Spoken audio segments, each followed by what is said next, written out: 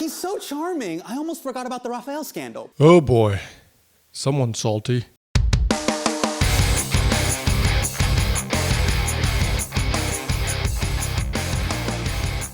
Hello, and welcome to another edition of the Sharma Show. Thank you very much for joining me today. Thank you very much for watching.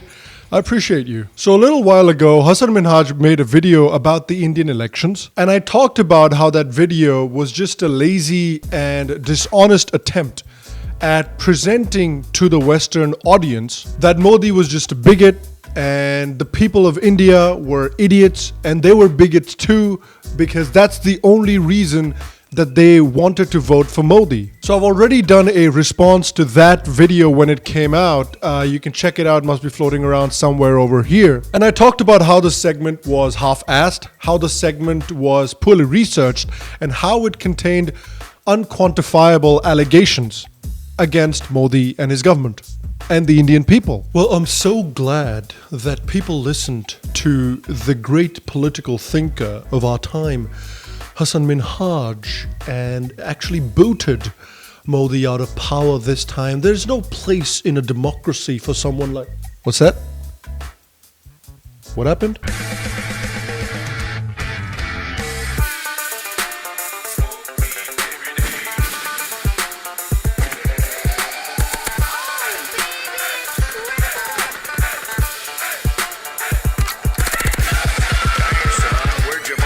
Oh.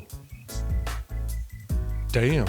So now that the elections are all done and dusted and Modi has come back to power with a historic mandate, Hasan Minhaj has made an update video to the Indian elections. So you may remember that in the previous episode, when I was responding to his Indian elections segment, I said that that segment came off as lazy and dishonest. Well, this segment just comes off as salty. Now see, here's the thing. A large part of the Indian media and the international media tried very hard to tell the Indian people how to vote.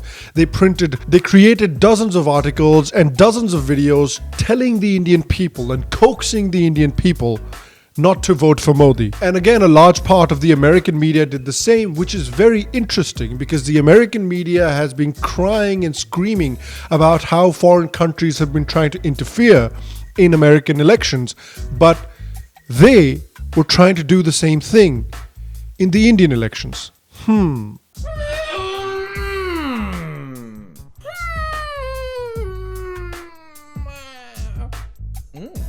you see the results? Yeah. Landslide victory for Modi. Modi. Why did you? I told you. I said don't do Indian election. Now, I actually did enjoy how salty the old conspiracy uncle over here was, because remember, he was the guy that in the previous video, he was talking about Modi as Modi was some kind of a crazy mob boss who was just getting people killed if they didn't agree with him or something like that. They're going to kill you. You will be no more. There will be an accident. You will be burned to death. You're gone. And obviously that's a lie. So yeah, I did enjoy how salty he was. Damn it, Hasan! I can't believe your awesome takedown of Modi didn't work! We featured her the last time we talked about the elections.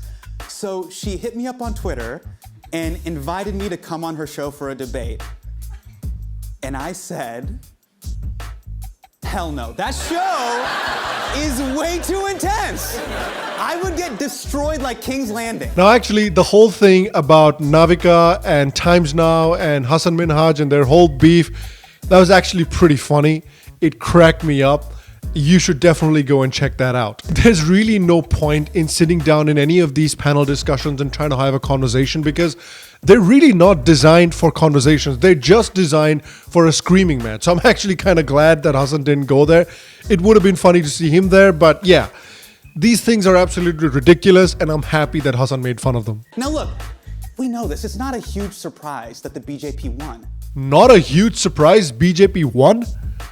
Yeah, it is. Again, there were literally hundreds of videos and articles by so-called political experts all over the globe, in India and the West, who said that there is no Modi wave, who said that people are sick of Modi, people hate Modi, and people are not going to go vote for Modi. Modi is going to really struggle to win these elections. Some people went on to say that Modi will struggle to win even 200 seats. So yeah, very clearly, it was a surprise to a lot of people. Here's a very senior journalist in India openly accepting the fact that mainstream media deliberately ignored all the work that Modi was doing, which is why the election results caught so many people off guard. Voter has been bullshitted for too long in the name of schemes. The voter in this country does not trust the Congress schemes. Forget it. Anything that happened in the past, very little got to her. Very little.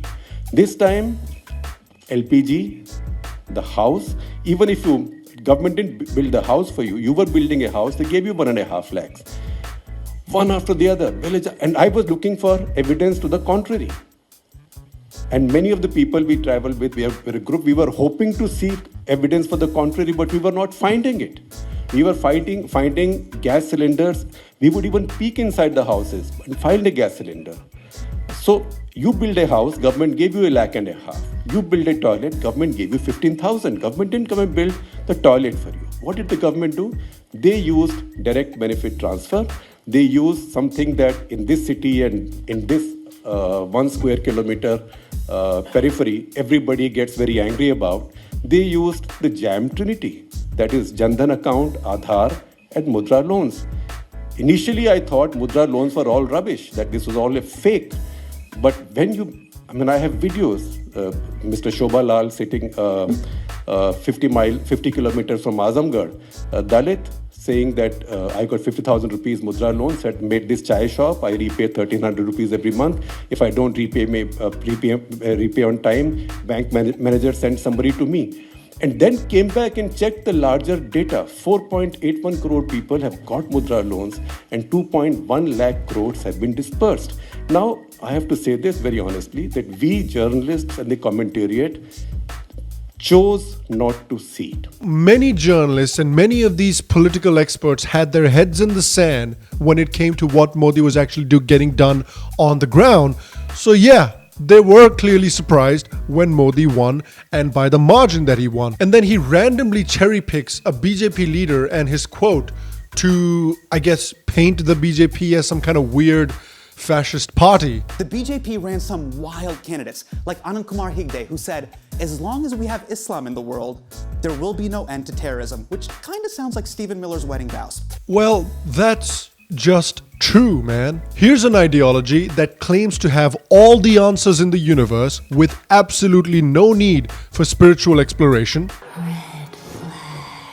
Then it says that all other spiritual traditions and all other spiritual ideologies are false. Then this ideology goes on to say that the entire truth of the universe was revealed to only one chosen person, and no other person on the planet can ever get this truth directly from God, and we must all know this truth from this one chosen intermediary only. That's a major red flag. And then those that do not agree with this ideology, those that do not consider this intermediary as legit, those that ask too many questions or do things that are not permitted according to this ideology, should be killed. And I repeat, killed according to God's command. You can kind of see how this ideology can lead to violence and terrorism. This sounds less like a spiritual tradition and more like a political ideology. The craziest BJP candidate was Pragya Thakur, who won in Bhopal. Now, she recently pissed off pretty much all of India. Sadhvi Pragya has proved to be their biggest embarrassment for the BJP. She has called Mahatma Gandhi's assassin a patriot. Last year, a terrorism charge was laid against her as a suspect in the 2008 mosque bombing that killed 6 people. Then he talks about Pragya Thakur, and actually on the Pragya Thakur issue, I actually agree with him. I didn't think that Pragya Thakur should have gotten a ticket either. Whether or not you think that she's innocent, and we've all seen reports as to how she was mistreated when she was in jail and how she was tortured and forced to confess things that she didn't do. But despite that, I don't think that someone who just gets out of jail should be handed an election ticket. I don't think that it sends the best message in a democracy. Again, that's just my opinion. Please feel free to disagree. I also disagree with Sadhvi Pragya on calling Nathuram Godse some kind of a hero. I don't think he's a hero. He is a man that killed an elderly person in cold blood. And look, you may even agree with the grievances that Nathuram Godse had. Even I agree with some of the grievances that he had. I don't think Gandhi was a perfect person. I think Gandhi showed a lot of weakness in dealing with the Muslim League and in dealing with the partition of India. And I think it is in large part because of Gandhi's weakness that India was partitioned. But murdering someone in cold blood can never be a path that we can advocate for in India. As a culture and as a democracy, that is not something that we can celebrate in India. Again, that's my opinion. You can feel free to disagree in the comment section down below. Look, it's easy to reduce the BJP's popularity to one issue, whether you look at Praga and you think Hindu nationalism, or you look at Congress and you think of corruption and incompetence. But don't forget, one of the biggest reasons the BJP won is Narendra Modi himself. Voters wanted him to be the face of India. So it says it's easy to boil down BJP's win to one issue, and then he goes on to boil it down to one issue.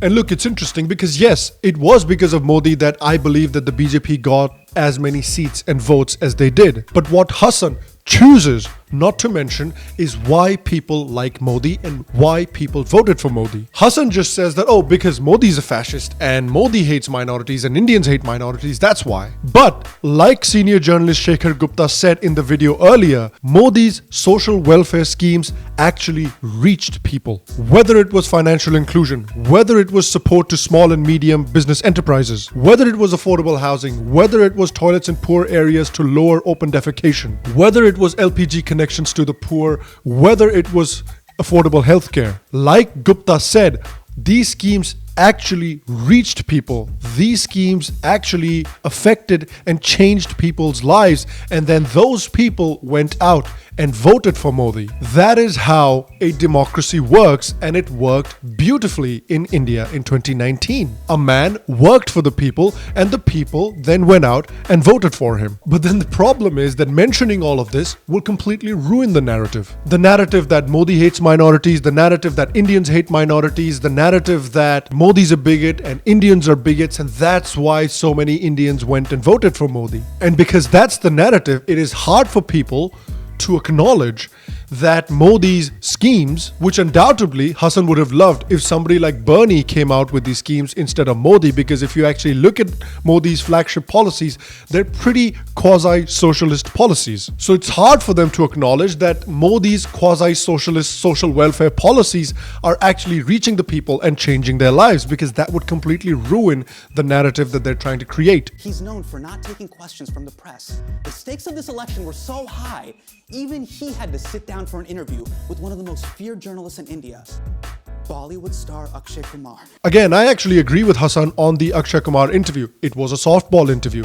And I think not just Modi, but a lot of political leaders across the world do these kinds of softball interviews. Whether it's Modi, whether it's Rahul Gandhi, whether it's Trump, whether it's Obama, they all loved doing these softball interviews. But my question is, while you're mentioning the softball interview that he did with Akshay Kumar, I think you should also mention the interview that he did with ANI and Smita Prakash.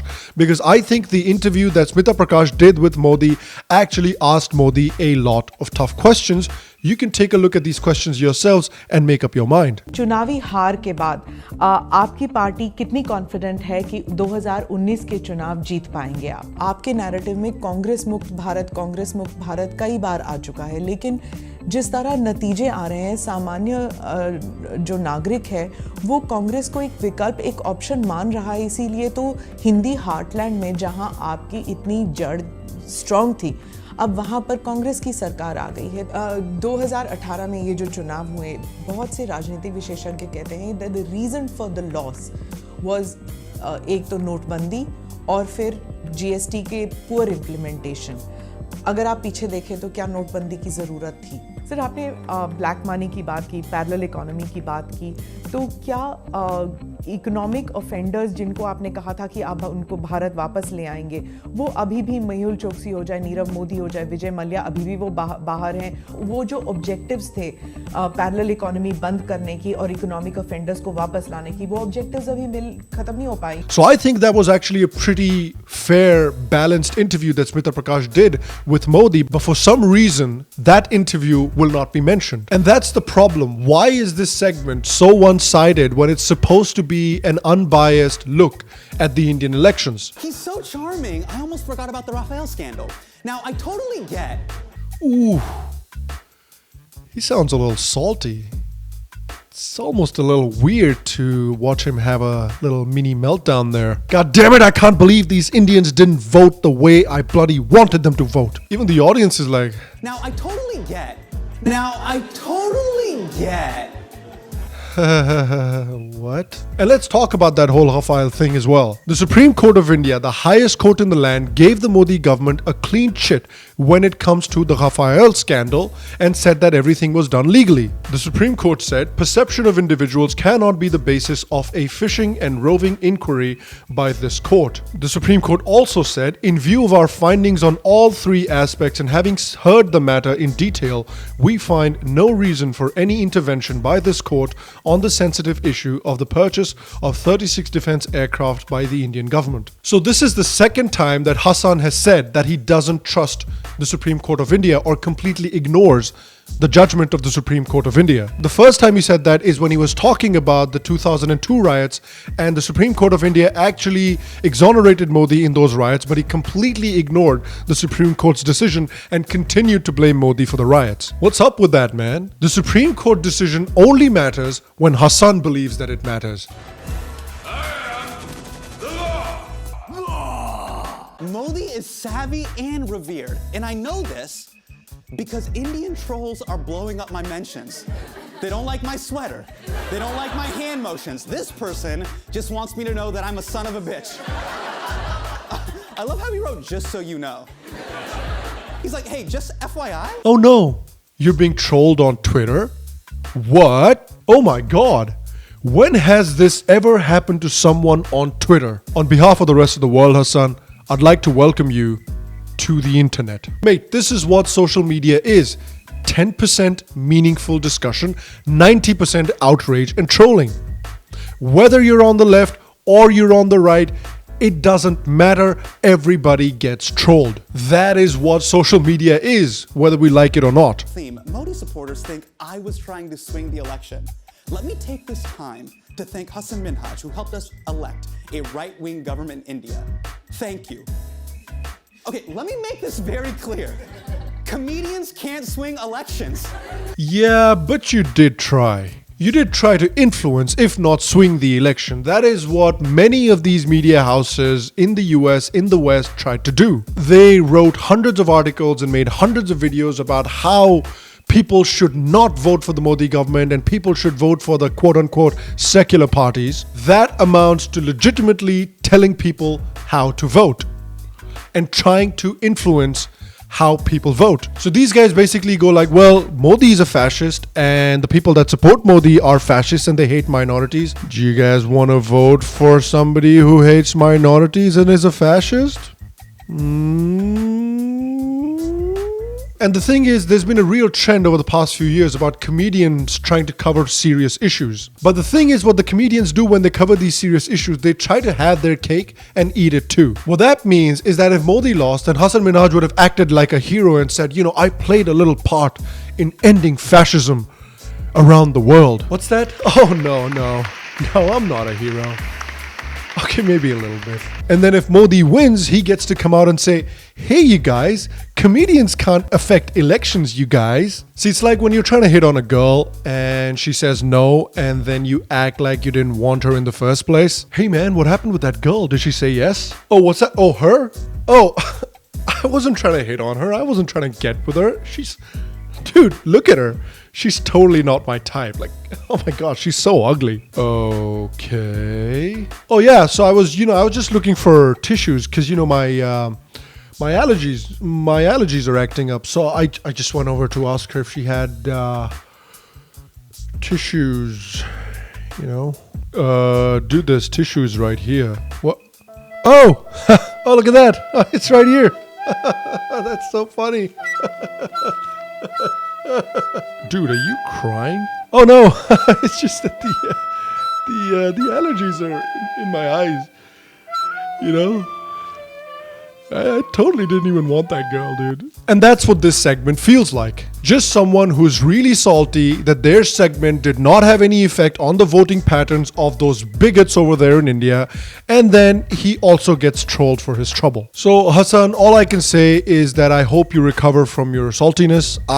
Look, India is a helping culture, and I grew up in that culture, so I would like to help you as well. And I actually just did a little Google search and I found a few recipes to reduce saltiness. There's actually 12 ways to do that on WikiHow, and so I just wanted to share that with you. You know, we Indians, we like to help. And that was today's episode, guys. I want to ask you, did you get the chance to look at Hasan Minhaj's election update video? I wonder what you thought of it. Let me know in the comment section down below as well. If you enjoyed today's episode, make sure to leave a like, leave a thumbs up. It helps me out, it helps the channel out. And if you'd like, make sure to share this video around as well. If you like what we do here on the Sham Sharma Show, and if you'd like to support the Sham Sharma Show, you can click on the Patreon link in the description down below, and you can become a patron of the show, and you can support the show however you like. If you like the Sham Sharma Show, if you enjoyed today's episode, and if you haven't subscribed already, then what are you doing? Click on the subscribe link down there below, or you can click over here as well, and make sure to subscribe, and make sure to press the bell icon. That is the only way that YouTube lets some of the subscribers know that a new video of mine has dropped. So if you'd like to be updated, make sure to click the bell icon when you subscribe as well. I will see you for the next episode, and until then, stay happy, stay healthy, and I'll see you soon.